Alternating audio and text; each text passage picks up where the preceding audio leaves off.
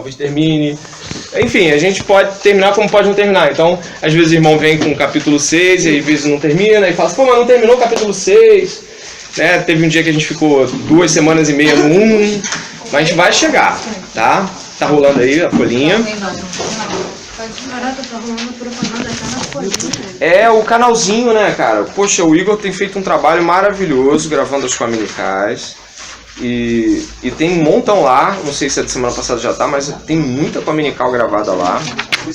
Vou introduzir do live. Amém? Vamos lá. Eu vou pedir que alguém possa fazer a leitura do capítulo 6 aí pra mim. Alguém pode fazer isso? Você pode ler o capítulo 6? Vamos lá. Ele vai ler o capítulo 6 e em seguida a gente começa a conversar sobre isso. Vamos lá. Que diremos, pois? Permaneceremos no pecado para que seja a graça mais abundante? De modo nenhum. Como viveremos ainda no pecado, nós os que para ele morremos? Ou porventura ignorais que todos nós que fomos batizados em Cristo Jesus, fomos batizados na sua morte? Fomos, pois, sepultados com ele na morte pelo batismo, para que, como Cristo foi ressuscitado dentre os mortos pela glória do Pai, assim também andemos nós em novidade de vida. Porque se formos unidos com ele na semelhança da sua morte, certamente o seremos também na semelhança da sua ressurreição. Sabendo disto, que foi crucificado com ele o nosso velho homem, para que o corpo do pecado seja destruído, e não sirvamos o pecado como escravos, porquanto quem morreu está justificado do pecado. Ora, se já morremos com Cristo, cremos que também com ele viveremos. Sabedores de que, havendo Cristo ressuscitado dentre os mortos, já não morre a morte, já não tem domínio sobre ele. Pois, quanto a ter morrido de uma vez para sempre, morreu para o pecador, mas quanto a viver, vive para Deus. Assim também vós considerai-vos mortos para o pecado, mas vivos para Deus em Cristo Jesus. Uma moça agora, o verso 12 em seguida. Não reine, portanto, o pecado em vosso corpo mortal, de maneira que obedeçais às suas paixões. Nem ofereçais cada um os membros do seu corpo ao pecado, como instrumentos de iniquidade, mas oferecei-vos a Deus, como ressurretos dentre os mortos, e os vossos membros a Deus, como instrumentos de justiça. Porque o pecado não terá domínio sobre vós, pois não estáis debaixo da lei, e sim da graça. E daí? Havemos de pecar porque não estamos debaixo da lei e sim da graça? De modo nenhum. Não sabeis que daquele a quem vos ofereceis como servos para obediência, desse mesmo a quem obedeceis seus servos, seja do pecado para a morte ou da obediência para a justiça? Mas graças a Deus, porque outrora escravos do pecado, contudo vieste a obedecer de coração a forma de doutrina a que fostes entregues. E uma vez libertados do pecado, fostes feitos servos da justiça. Falo como homem, por causa da fraqueza da vossa carne, assim como oferecestes os vossos membros para a escravidão da impureza e da maldade para a maldade. Assim oferecei agora os vossos membros para servirem a justiça para a santificação. Porque quando erais escravos do pecado, estáveis isentos em relação à justiça. Naquele tempo, que resultado escolhestes? Somente as coisas de que agora vos envergonhais, porque o fim delas é a morte. Agora, porém, libertados do pecado, transformados em servos de Deus, tendes o vosso fruto para a santificação e, por fim, a vida eterna. Porque o salário do pecado é a morte, mas o dom gratuito de Deus é a vida eterna em Cristo Jesus, nosso Senhor. Amém. Os 2 capítulos anteriores que a gente estudou, eles falam sobre graça.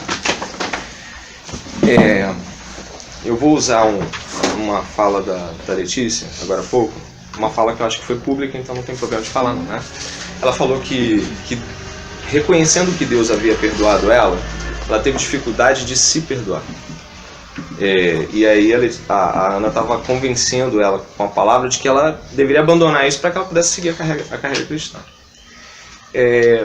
Nós temos dificuldade de entender o perdão de Deus porque sempre trabalhamos em termos de mérito. Nós sempre trabalhamos em termos daquilo que nós conseguimos e a gente oferece.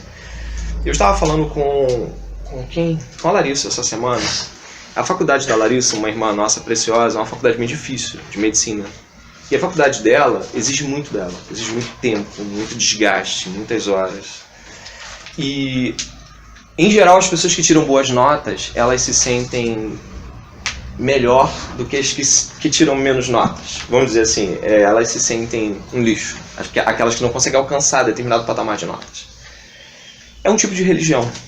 A religião, ela trabalha com mérito. A religião, ela trabalha com satisfação após conseguir êxito. Então, depois que você consegue alcançar determinados aspectos na religião, depois que você consegue alcançar um patamar, você fala assim, eu cheguei até aqui. E eu posso, então, falar agora daqui.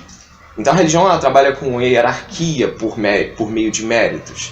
Paulo vem trabalhar um argumento no capítulo 4, no capítulo 5, que é um argumento que destrói qualquer possibilidade de religião. Ele vem dizer que Abraão nada fez, além de ter fé, para obter de Deus, digamos assim, olha aqui, tá, a aprovação de Deus. Abraão não fez algo, Abraão creu. Então, 4 e 5 de Romanos vão falar exatamente isso. Cara, eu e você podemos, mesmo sem perceber, estar trabalhando com um Deus sem mérito, um Deus que não, como diria um livro do Carlson, o Deus do Carlson ou do Timothy Keller, o Deus pródigo, é um Deus assim que abandonou tudo para viver essa realidade com a sua criação em termos de glória. Ele abandona a sua glória e a gente ainda quer alguma glória para poder, entre nós, a gente se sentir um pouco mais válido do que o outro. Ele conseguiu fazer coisas que eu não consegui, ela prega melhor, ele fala melhor, então a gente vive essa realidade de mérito. E aí Paulo vai tratar o capítulo 4 e 5 dizendo o seguinte: não há mérito, só a fé, só a graça, não há mérito. E então há uma preocupação no nosso coração, porque nós temos um problema. Se eu disser para você, e eu disser para mim, essa tarde, que não há nenhum pecado que faça um salvo perder a salvação, e eu não quero trabalhar aqui sobre perseverança dos santos, quero dizer o seguinte, sobre graça. Se eu disser para você que não há pecado que te tire de Deus, será que a tua mente ela vai agir assim? Bom, já que não há pecado que me tire de Deus, eu posso pecar. Ou ela vai agir de outra forma. Cara, já que não há pecado que me tire de Deus, eu vou adorar um Deus tão gracioso. Então Paulo agora ele vai tratar um segundo problema. Então a pergunta dele aí no começo. Que diremos, pois? Leia aí, gente, junto. Permaneceremos no pecado para que seja a graça mais abundante? Mas ele está falando do quê? Do verso 20 anterior. Dá uma olhada no verso 20 e a gente lê junto. Sobreveio a lei, pode ler comigo, para que avultasse a ofensa, mas onde abundou o pecado, superabundou a graça. Aí Paulo, eu imagino Paulo terminando de escrever essa parte, né? Na verdade o seu redator, né, ele ditando, e onde abundou o pecado, superabundou a graça. Será que Paulo pensou assim, cara, será que eles vão fazer uma conta assim, quanto mais pecado, mais graça será derramada? Eu acho que é melhor abordar essa ideia. Ou então reconstruí-la. Paulo então fez o seguinte, ele explica que de fato, onde abundou o pecado, onde tinha muito pecado, a graça veio e jogou muita coisa em cima de Deus.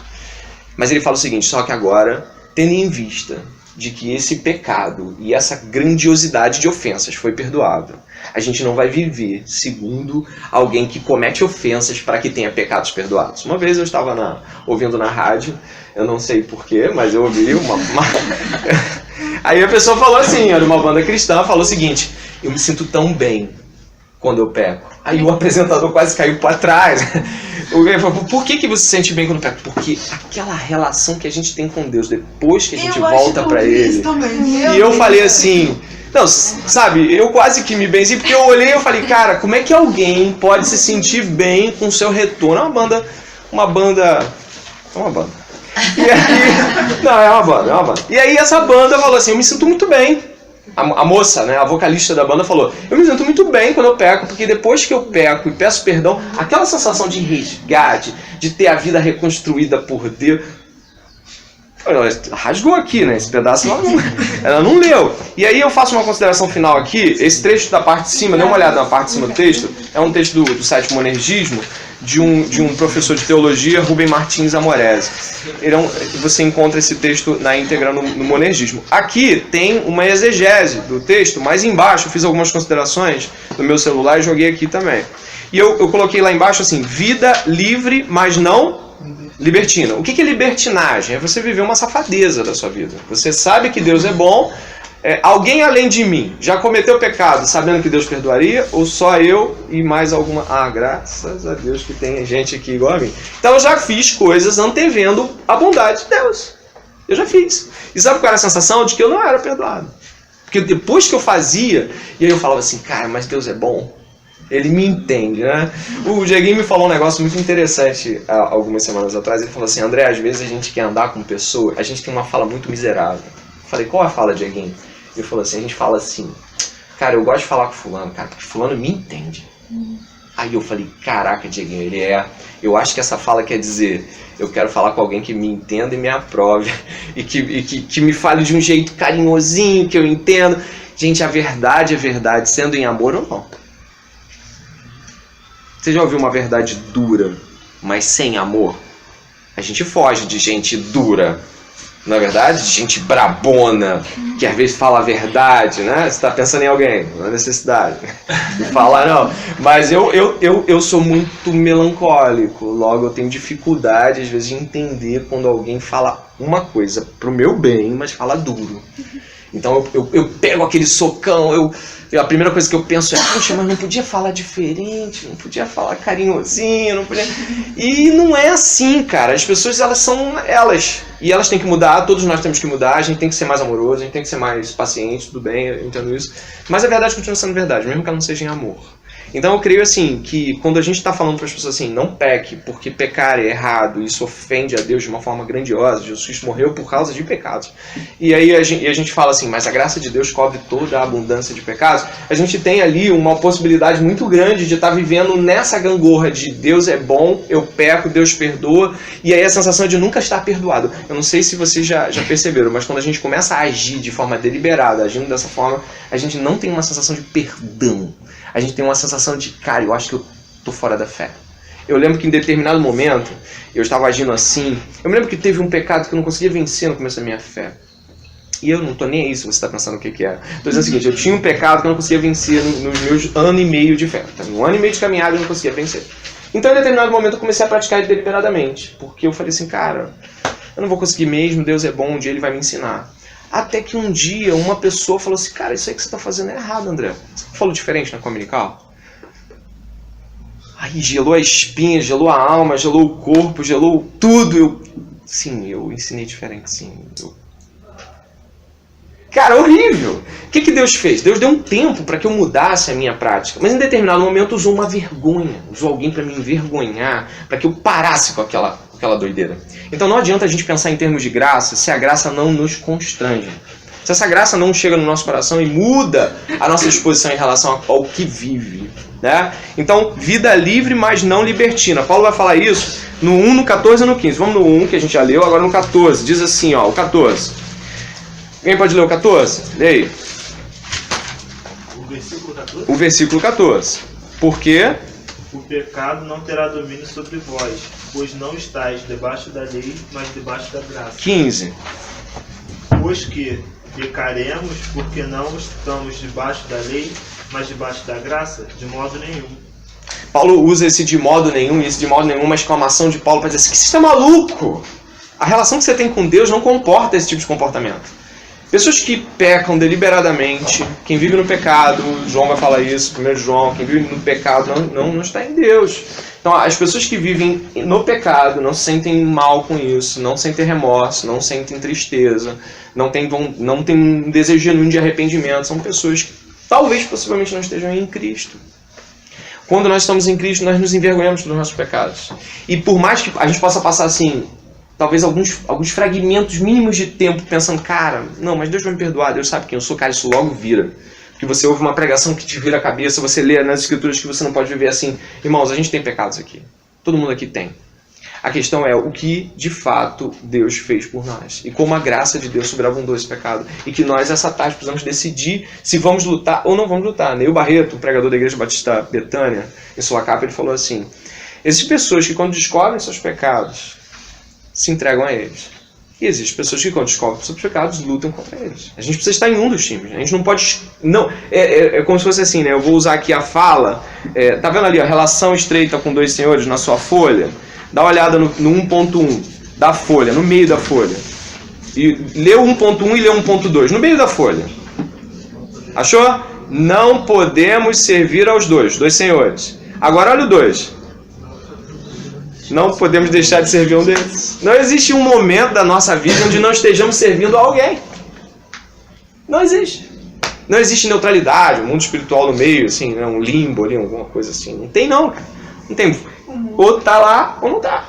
Entendeu? Então, como estamos em Cristo, nossa relação com o pecado, ela tem que ser uma relação de ojeriza, uma relação de repulsa, de não conformação, uma relação de luta frequente, de dar soco, de bater de frente. Nós não estamos... A gente vai estudar o capítulo 7 semana que vem, vai ver isso. Paulo dá um clamor em relação a isso. Nós não podemos nos conformar com o pecado em nossa vida de forma deliberada. Ele tem que ser um acidente assim que você nem sabe como é que acontece aquilo, mas ele não pode ser uma relação pessoal, ele não pode ter relação como eu falo com o Israel e a gente está conversando, eu não posso conversar com o meu pecado assim, eu não posso.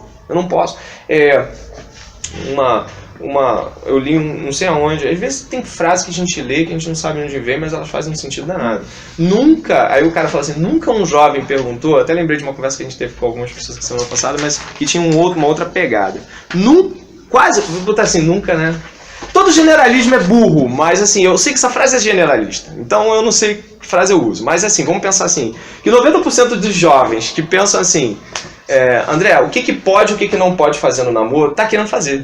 Porque a gente quando pergunta o que pode e o que não pode fazer, aí muito frequentemente a gente quer saber se pode fazer o que não pode fazer.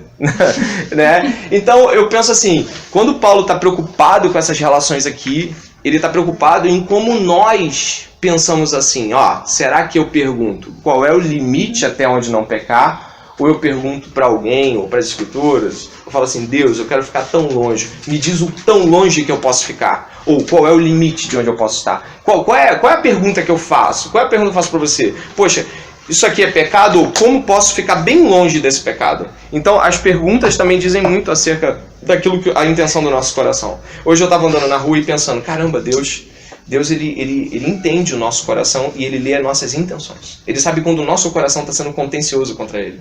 Já tentaram convencer Deus? Já? E aí? Foi bom? Tentou? Conseguiu? Não, né? Mas pra convencer a si mesmo, né? Eu me lembro uma vez que eu fiz uma oração há não muito tempo sobre eu falando com Deus que eu tinha mudado. Deus, você sabe que eu mudei, eu não penso mais assim. Cara, e assim, o meu coração era, você não mudou, e você sabe que ele lê pensamentos. E aí a minha boca, eu tava orando em voz alta, você sabe que eu mudei, eu não penso mais assim, eu já ajo de outra forma, eu tenho uma outra pegada. E dentro do meu coração, falando assim, e assim, sabe, um sentimento de, cara, você acha que ele é idiota? Você acha que ele não está lendo, ele não está fazendo leituras assim, está falando isso, está sentindo aquilo? Se acha mesmo? Cara, a gente se engana. E a gente, incrivelmente, quer manter o pecado numa cercania onde ele pode ser ele pode ter uma existência. Eu passei 6 anos sem ouvir música secular. 6 anos. E toda vez que eu ouvia música secular, antes desse tempo, eu tinha vontade de largar tudo, mas sair tocando, ir pra noite, viver aquilo que eu gostava, que era meter a cara num palco e dane-se o mundo. E hoje já não é mais assim, mas eu levei 6 anos me convencendo de que eu poderia degustar música secular sem me sentir afetado por ela. E durante esses 6 anos eu percebi que quanto mais eu tentava me convencer, mais eu me ferrava toda vez que eu tentava. Hoje eu louvo a Deus, porque ela já não exerce esse domínio. Eu posso ficar sem ouvir e na verdade eu não tenho nem vontade. Às vezes quando eu ouço alguma coisa é por curiosidade para saber como é que tá o som daquele guitarrista, já que eu gosto de guitarra, né? E assim, não tá errado eu gostar de guitarra. Eu acho que não, pelo menos eu acho que não. Se você de repente vê que tem alguma coisa errada comigo e tal, eu tô falando muito de guitarra, você fala. Mas eu percebi que eu estava tentando me convencer acerca de qual o limite do meu pecado. Vocês estão entendendo o que eu estou dizendo? A gente faz essas coisas. E a gente faz isso com uma frequência absurda. A gente fala assim, cara, eu já me curei disso. Eu já me curei. Quer ver um outro pecado que é comum entre os cristãos? Impaciência. Hoje eu estava falando com a minha filha mais velha, falando assim, Olivia, paciência é um fruto do Espírito. E a paciência é a arte de saber esperar em Deus, ou de saber esperar divinamente, vamos dizer assim. Quantos aqui talvez pudessem dizer assim, não, Eu estou trabalhando nisso. Irmão, quem está trabalhando nisso, está estudando isso, está provocando mudança com isso. E não apenas esperando uma próxima oportunidade de ser paciente. Alguém aqui tem problemas com impaciência? Impaciência? Tem problema com impaciência? E assim, o quanto eu estou estudando de impaciência para entender, para ser mais paciente, o quanto eu estou buscando para ser mais paciente mesmo, o quanto eu estou provocando relações entre as pessoas, dizer assim, cara, eu tenho um problema com impaciência, eu estou lutando contra ele, você pode me ajudar? Então toda vez que você sentir que eu estou sendo impaciente, vocês percebem que eu tenho, aqueles que são mais perto, percebem que eu tenho um erro grave, que é cortar as pessoas quando elas estão falando. E isso foi um sim. Foi um sim. E eu sei que isso é errado. Agora, eu tenho um erro. Aí eu fico assim? Não, eu tenho que chegar pra Samara e falar assim, eu tenho um problema de cortar as pessoas. Quando você me vê cortando, você fala assim, André, você tá com aquele problema de novo? Sei lá, seja dura, seja franca. Mas me tira dessa, cara. Tira dessa. Você tem pecado aí que você tá lutando? Vai ficar mais difícil lutando sozinho. Luta junto com alguém. Aqueles que trabalham discipulado sabem muito bem o que a gente está falando. Você chega e fala para a pessoa, cara, não tá dando não. Não tá dando não. Né? Alguns têm pecados como desânimo. Mas desânimo não é pecado. Porque Jesus fala para a gente ser animado. Tem de bom ânimo, eu tenho só desânimo. Paulo fala, alegrai-vos e eu me entristeço o tempo todo. O fruto, um dos traços do Espírito Santo de fato é a alegria. E aí eu sou o quê? Como é que tá? Deus está trabalhando. Tem irmão, hoje eu vi uma mulher pedindo oração. Ora comigo nisso. Porque eu quase que eu orei com ela. Porque a sensação que eu tinha era de que, tipo assim, a oração dela Deus não via. E eu creio que a gente deva realmente compartilhar a oração, a gente deve falar um pro outro, ore por mim e tal. O que eu quero dizer é assim, irmãos, aquilo que a Bíblia diz que é um padrão de Jesus, eu devo seguir. E eu não posso me conformar, e eu quero sair do texto do 6.1 agora nisso. Eu quero pensar assim, irmãos, Jesus sofreu, ficou triste, mas ele era triste? Ele era triste? Jesus era triste? Não era triste. Então eu devo viver com uma vida ligada àquilo que Jesus era, e é. Jesus era paciente, Jesus era bondoso, se preocupava com as pessoas. Então, quer ver um traço comum na nossa época? Não sei se pode ser o teu traço. Mas é um traço comum na nossa época. Não se preocupar com as pessoas. Não se preocupar mesmo. Você pode passar uma semana inteira. Aqueles assim que tem relação com igreja. Enfim, vocês sabem do que eu estou falando. Tem pessoas que são pessoas que você vê há 20 anos. Mas uma pessoa que nunca se preocupou com você. E é da sua igreja. Mas ela não foi ensinada que isso é errado. Ela não foi ensinada que a gente tem que se preocupar, entendeu? E talvez ela, mesmo no dia que ela ouviu assim, você tem que se preocupar, ela nunca entendeu assim, cara, Jesus se preocupa. E aí, porque Jesus se preocupa, eu me preocupo. Porque Jesus era alegre, eu sou alegre. Jesus é alegre, Jesus vive. Então, assim, onde chegamos? Pecado é pecado. E a gente precisa diagnosticar o pecado de acordo com a pessoa de Jesus Cristo. É nele que nós miramos para ver que alguma coisa está errada ou não. E não na maioria dos cristãos. A maioria dos cristãos namora safadamente. A maioria dos cristãos não ajuda as instituições de caridade. A maioria dos cristãos não é hospitaleiro. Gente, eu conheço tão poucas pessoas hospitaleiras. E a hospitalidade é um dos dons que Paulo cita na carta aos Romanos. Sabe o que eu estou dizendo? Cara, tu não é hospitaleiro, mas a Bíblia diz que a gente deve ser hospitaleiro. Né? Jesus, a primeira coisa que Jesus fez com acho que foi André e Felipe? André e quem? Que conversou com ele lá no João Batista. Tava João Batista, André e... Só fala André? Ou tinha mais alguém? Foram dois. São dois, né? Aí, vim e vede. Jesus falou assim, pai, vai lá em casa. Cara, Jesus nem conhecia aqueles caras, mas se sentiu ali aberto àquela possibilidade, né? Nós temos dificuldade de levar pessoas nas nossas casas, nós temos dificuldade de nos relacionar com aquilo que Jesus viveu, porque nós sempre estamos mirando apenas, e isso tão somente apenas nos cristãos mais próximos, ao invés de ser também um estímulo para os cristãos mais próximos. Então que a gente vença nossos pecados. Passando um pouquinho, né? Só um pouquinho só à frente. Os irmãos vão ver aí o verso 3 e 4. Ora, porventura ignorais que todos nós que fomos batizados em Cristo, fomos batizados na sua morte? Fomos, pois, sepultados com ele na morte pelo batismo, para que, como Cristo foi ressuscitado dentre os mortos pela glória do Pai, assim também andemos nós em novidade de vida. Irmãos, isso é muito difícil às vezes de pensar. Mas por que é tão difícil de pensar? A novidade de vida que Jesus promove ela não é um mero deixar de pecar, isso não é pouco, mas não é um mero não faço mais coisas feias. A novidade de vida que Jesus traz vai estar lá em Efésios dizendo que aquele que roubava não roube mais, mas que ganhe seu pão para dividir com outros. É um inverso. Não é apenas uma atitude de contenção contra erros. A novidade de vida de Jesus, ela é uma atitude realmente que vira a mesa. Você era de um jeito e você é de outro. Deixa eu ver uma coisa assim que possa ser minha, que eu possa aqui dizer de forma pessoal. Isso aí ninguém nunca acredita. Não sei por que as pessoas não acreditam, talvez porque não pareça. Mas eu era muito tímido de pensar o seguinte: ir na tua direção e falar com você era a morte da minha vida. Eu me lembro assim de... É vergonhoso. Eu tinha 19 anos e eu lembro que eu era tão tímido a ponto de ir numa padaria e não conseguir pedir uma Coca-Cola. Eu já falei isso aqui, eu sei, é repetido, né? Mas eu cheguei uma vez, eu pedi uma Coca-Cola e a mulher fala... Pra já, né?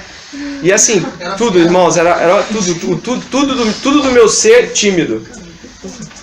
Eu me lembro quando eu tinha 8, 9 anos, cara. Meu pai me deu o dinheiro para me comprar o sucesso do momento na escola, Kinder Ovo. Eu fui até a boca do caixa. Falei, cara, eu tenho que vencer isso, cara. Meu pai tá me vendo, eu tenho que vencer isso. Aí eu olhei pra trás assim, meu pai tá me vendo. Meti o dinheiro assim no caixa da escola. Me dá um Kinder Ovo? A moça, não tem. Falei, caraca, agora eu já botei o dinheiro na mão dela, como é que eu vou pedir o dinheiro de volta? Tá bom, saí correndo.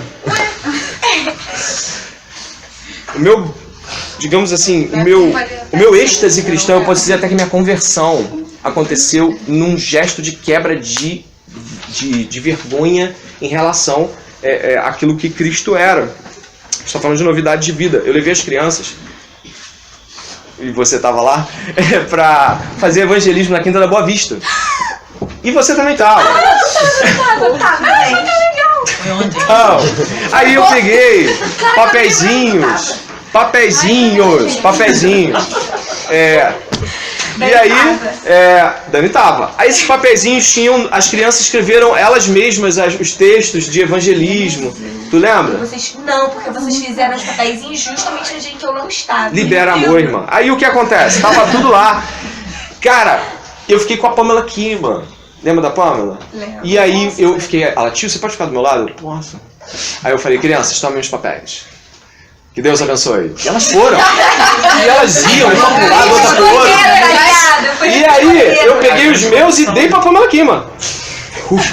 Tô fazendo a minha parte, que eu tô levando as crianças ao evangelismo. E aí a Pamela aqui, mano. Tio. Gente, presta atenção. 28 anos de idade. Tio. Você tinha 28, tio? 28, tia. 28 anos de idade. Tio. Eu tenho vergonha de evangelizar. Eu também. Aí, olha só. Aí, quando ela falou eu tenho vergonha, a mão já tava gelo. Ela falou assim, aí eu falei assim, mas o tio confia no Deus que está em você. Aí foi sujeira. Aí todo mundo, as crianças, cara, isso aí Aí as crianças tudo assim, pá, e Ribeirinho ali jogava para um outro, foi no cara dos cachorro-quente. Jesus, eu tô com vergonha de entregar um panfleto, eu não precisava falar. Eu não tinha coragem de estender a mão. Aí eu falei assim, eu vou contigo, Pamela. Só que o que eu tava dizendo pra ela era, vai comigo. E aí ela foi, e eu estendi, eu falei, senhora, bom dia. Entreguei assim. Aí ela, ai tio, eu também vou. Aí ela foi, fiquei sozinho. Aí aquilo foi horrível. A sensação de, nossa, eu não nasci de novo. Eu não consigo entregar um panfleto. Eu não nasci de novo. E aí eu fui fechado e triste pra van. E eu fui andando. Gente, vamos lá, acabou o tempo. E eu fiquei assim, tu tava bolado, cara. Muito triste. Tu tava meio... Porque eu não era salvo. Eu não era salvo. Eu era professor de escola dominical, mas eu não era salvo. Eu não era salvo. Mas naquele momento houve um constrangimento muito profundo no meu coração. Uma certeza muito grande de que eu estava errado. E eu estava ensinando algo que eu não vivia. E aí eu fui triste, levei as crianças até a van. Vamos, crianças. E essas crianças arrumaram uma confusão, porque elas começaram a cantar em voz alta. Ah, eu amo a Cristo. 15 crianças. Sim, eu amo a Cristo. Aí ela. Aí pá. Aí não. Pâmela, você ama a Cristo? Sim, eu amo a Cristo. Por que você ama a Cristo? Porque ele morreu por mim. 14 crianças fazendo isso, citando o nome de todas elas. Aí elas não falavam o meu nome. Eu falava, pô, sou professor, não vão brincar comigo. A gente brigou com o motorista da Aí o penúltimo, então, fui eu. Tia André, você ama a Cristo?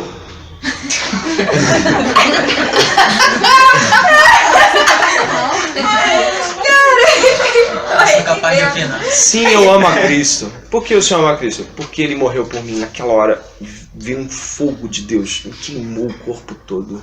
Eu senti meu corpo em chamas. E eu percebi porque eu tinha nascido. Todos os meus pensamentos naquele momento, até chegar em casa, foram: eu sei porque eu nasci. Eu nasci para pregar o Evangelho. Eu nasci para falar do amor de Cristo. E eu entendi porque eu nasci. Cara, por que eu fiz tudo que eu fiz? Sabe, passou um filme, um flash de todos os pecados que eu mais lembrava que tinha cometido. E a certeza profunda de que eu era dele. Aquilo foi incrível. Aquilo foi terrível. Portanto, quando você nasce de novo, e eu acredito que existam nascidos de novo aqui, a vida não é mais a mesma. É impossível conjugar a vida da mesma forma. É impossível que hoje você esteja aqui ouvindo isso e pense ainda de que pode vir a alcançar algum tipo de felicidade, um trabalho, esposo, esposa, filhos, sucesso, sexo, dinheiro. É impossível que um salvo hoje aqui viva isso e ache que é vida. Não dá mais. Então, assim, em termos de novidade de vida, né? Tá vendo aqui, ó, verso 4. Andemos em novidade de vida. Hoje, a vida é diferente para muitos aqui. Eu não sou Deus, então não posso dizer que todos, mas eu conheço pessoas aqui que têm testemunhos de conversão. De gente que eu falo, cara, essa pessoa é convertida. Não tenho dúvida de que é. Então, assim, como podemos pensar hoje aqui, de sair daqui daqui a pouco, ou então permanecer até a noite, ouvir o estudo da noite, e pensar assim: mas se Deus me chamar para pastor, Deus que escolhe outra pessoa. Mas se Deus me chamar para casar com um pastor, que Deus escolha outra mulher. Mas se Deus me chamar para pregar o Evangelho, que Ele espere o término da minha faculdade. Mas, sabe, essas condições humanas não são novidade de vida. Se existem salvos aqui, eu creio que estejam pessoas salvas aqui, né? É necessário viver uma morte. O André morreu. Me lembro que no começo da minha caminhada, minha esposa falou: eu não casei com você. Eu casei com outro cara. Eu não era esse. E eu me vejo assim. E eu consigo me ver nessa relação com ela hoje. E eu falei isso pra ela hoje: você não é mais a mesma pessoa. A gente saiu da casa dos meus pais assim: você não é mais a mesma Daniele. Mas eu quis dizer exatamente de que nascemos de novo. Então nós não somos mais as pessoas que éramos. Não conseguimos, para você ter uma ideia, a gente não consegue mais ter as mesmas relações de amizade com as pessoas do passado. A gente está até conversando sobre isso também essa semana. Eu tenho um amigo que eu amo muito, mas ele era baterista da minha banda. Eu o amava profundamente. Convivemos 15 anos juntos, mas não, sabe, eu olho para a vida dele, olho para mim e somos pessoas muito diferentes. De tal forma que, se ele precisar de mim, eu vou ajudar. E eu tenho certeza que, se eu precisar dele, é capaz dele me ajudar, cara. Mas não conseguimos mais planejar juntos. Não dá para planejar junto, né? Não tem como você planejar junto com quem não está nascido de novo, em termos gerais. Eu não quero dizer um trabalho de escola, nem de faculdade, mas eu estou falando num termo bem profundo. Não tem como planejar um casamento, não tem como planejar um namoro, não tem como planejar um ministério da igreja. Se você estiver numa igreja e ver que aquele irmãozinho que quer trabalhar com você não é nascido de novo, procure a liderança para ajudá-lo, porque vai ser um problema para o ministério, ele vai trazer problemas para as pessoas. Eu traria problemas para aquelas crianças, e duas estão aqui hoje, moças grandes já, não.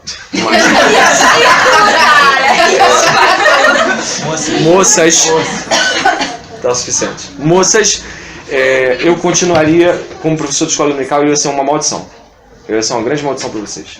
Porque eu não traria verdade e vida. Todos aqui temos falhas e todos aqui temos pensamentos que podem divergir em alguns pontos. Mas sabe qual é o problema de tudo? É quando nós divergimos quanto a quem servimos. Nós servimos a Jesus Cristo, então assim, a gente se une. Eu penso nisso, sabe por quê? Eu estava conversando com uma pessoa essa semana sobre ministério e essa pessoa estava falando uma coisa e eu estava falando outra. Mas chegou um ponto onde a gente se alinhou. Mas, cara, você não consegue se alinhar com quem não tem novidade de vida. Experimente tentar falar da sua relação com Deus para parentes ímpios. Experimenta, cara. Experimenta. Eles vão olhar pra tua cara e vão falar assim, tá, e aquele teu fanatismo lá... É muito radical. Muito radical, né? A Letícia falou que não sabe. A Letícia falou que não sabe se a gente vive. Ela falou, vocês são diferentes dos católicos dos evangélicos. Eu fiquei muito preocupado. Isso aqui é uma seita, não sei. Né? Não é uma seita, eu acho. Já fomos. No começo as pessoas falaram que era. Depois eu acreditei. Vou passar um pouquinho à frente. Batismo, a palavra grega é baptismo. É uma imersão e a pessoa vem para fora totalmente, né, tocado. Eu sei que aqui pode ter irmãos de diferentes congregações que podem pensar, né, em batismo em termos de afusão, em termos de aspersão, em termos de imersão, mas nesse momento aqui, apesar da palavra ser batismo, a gente está assim falando do batismo de água, mas a gente está falando daquilo que ele representa, o seu sentido. Nós estamos falando de ser imersos em Jesus Cristo e voltar totalmente molhados nele. A gente foi imerso na sepultura dele e voltou morto com ele e vivo para ele. A gente morreu com ele, a gente volta para fora da sepultura com ele. A gente entrou naquela gruta onde ele foi enterrado e a gente volta para fora junto. A gente já morreu. Quem está em Cristo morreu de alguma forma. E agora vive de novo. E já não vive mais como vivia antes. Não pensa mais em termos... É como se fosse Paulo... Eu amo o final de Gálatas. Porque quando Paulo fala no final de Gálatas de que eu estou crucificado para o mundo e o mundo está crucificado para mim, eu amo essa frase. Porque essa frase diz para mim de que o mundo não me quer mais. Eu passei em frente à festa de fechamento de semestre de alguns alunos meus de algumas turmas e eles fizeram uma espécie de negócio de São João, uma coisinha assim. Uma junina assim. Aí chamaram todos os professores, ou quase todos. Mas eles deviam ter pensado assim, que eu vou chamar esse cara? Ele não vai dançar isso, ele não vai zoar isso, ele não vai fazer isso, ele não vai fazer aquilo. E eu sou até um professor amado pelos meus alunos, mas eu queria pensar em termos de... O André não serve para essa festa. Logo, por que vou chamá-lo? Você está entendendo o que eu quero dizer? Eu não sirvo aquela festa. Eu não consigo promover o que aquela festa precisa para ser aquela festa. Eu não preciso... É como se a gente, de alguma forma, né? O Marcos tem umas poesias que ele posta lá no Facebook. E uma delas foi que quando você percebe... Como é que é, Marcos? Que o seu assunto... Quando as pessoas não gostam do seu assunto, como é que é? 90% das pessoas... Como é que foi aquela do assunto chato? Você acha chato. Hã? Quando você percebe que a maioria das pessoas, 99% das pessoas não gostam que você fala, você é chato. É? Isso, tem validade isso? O que tu acha? Eu acho que ele tem que usar mais top.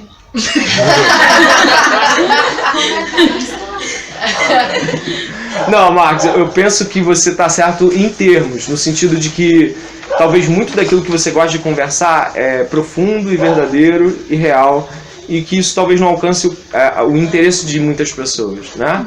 Mas eu também entendo que não somos seres isolados em termos de comunicação com a realidade e com a sociedade, com a cultura. Então nós, como cristãos, devemos estar a par da cultura, conhecê-la e entendê-la, para que a gente possa dialogar com ela. Mas nós precisamos ter a consciência de que não seremos aceitos, talvez como esperamos. Vou ser sincero, como esperamos. Porque é verdade que às vezes a gente espera essa aceitação. Um pouquinho mais à frente, vai dizer aí, ó, o verso 2, dá uma olhada no verso 2 aí.